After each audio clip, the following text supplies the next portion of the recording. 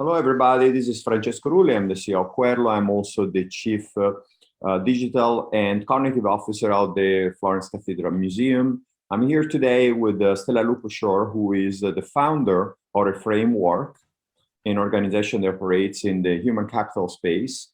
So, Stella, if you can share with us a little bit more insights about what you have been working on in the last few months, specifically about what has happened during the pandemic and how your organization has adapted to this new reality. Absolutely, Francesco. It's great to be here again, and always a pleasure to speak with you.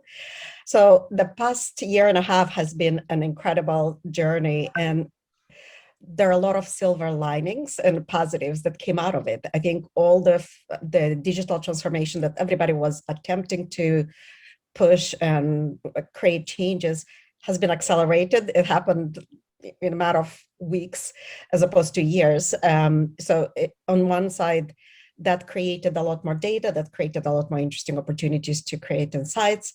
And it accelerated also the focus on employee experience, which for me, it's a big area of interest and passion and work that I do.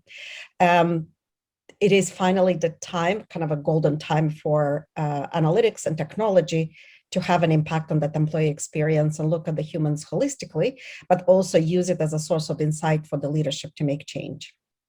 Fantastic. So looking at this stage in which we are possibly transitioning outside of the pandemic, what do you believe has been the major changes from a human capital perspective, but also what can be the role of artificial intelligence to support people and organizations in this transition?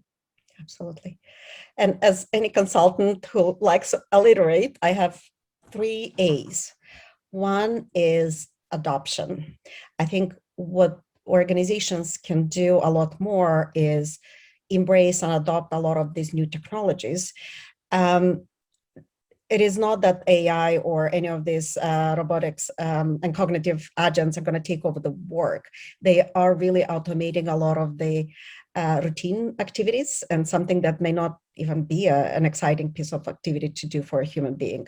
So adoption and embracing these new technologies is going to be critical, and AI can play a critical role in automating and also making it really fun for people and engaging in conversations with digital assistants like Querlo. The second A is adaptation. And if we think about a lot of the data and the insights and models that were built in a pre-pandemic world, the world does not look like that anymore. So the way the data was representing the reality has to adapt to the new reality. We need to make changes not only to the algorithms and the data sets, but also the conclusions we make as a result of the data that comes in our hands. And then the third A is accountability.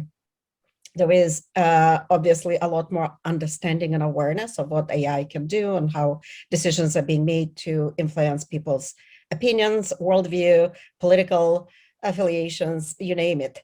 And we've seen over the past couple of years the importance of paying attention to transparency, to inclusive solutions that provide opportunities to all, to everyone, regardless of their race or gender or skin color or sexual orientation. So from diversity and inclusion perspective, there is a lot of work to be done to make sure that the algorithms are designed in a very accountable way, and there is a lot of transparency behind this. There's also a lot more scrutiny and requirement for disclosures. So the SEC issued disclosure requirements for human capital measurement. So that's where I think that transparency and visibility to the data will bring different expectations from leadership to make different changes in support of the workforce. And then there is an emerging field of auditability requirements for a lot of the AI and algorithms there. So companies will have to reckon and put in place processes and have well-documented content to justify how some of these algorithms were designed and how the decisions that are being made as a result of usage are being applied. So I think there's a lot of work ahead for chief AI officer or digital leader to really keep in mind a lot of the changes that are happening in our landscape, but also use AI to support a lot of these decisions, because we have now a lot more richer data set to make decisions on. Okay, so you're also an adjunct professor at the NYU. You have been using Querlo for a while with your faculty in terms of the human capital management graduate program, correct? Yes. So what have you been using artificial intelligence with, and what are the future plans, if you can share with that? The Querlo has been part of the digital workplace design curriculum for a few years now. We are teaching HR professionals on how to build chatbots to improve the employee experience. I do believe there is a huge opportunity to help HR provide better and faster services and automate some of these routines, but also use it as a side agent, so to speak, or a friend in a way for workers that can personalize the experience, can integrate with a lot of the data sources and the systems in the back end to automate some of these basic transactions that fall usually in the hands of HR to deal with. I think going forward, there is a lot more opportunity to start tapping into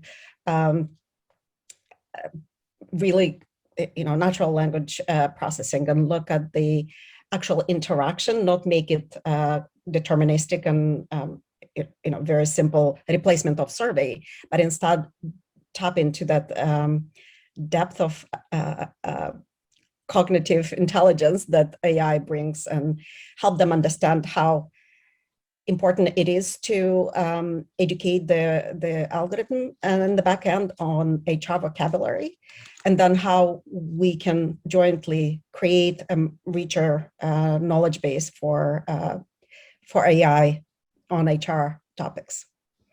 Thank you. So Stella, if people want to learn more about Reframe.Work, what's the best way to learn more and contact your organization? Absolutely. So the website Reframe.Work, and you can reach me at Stela@Reframe.Work. Stela with one L. Thank you very much. Thank you.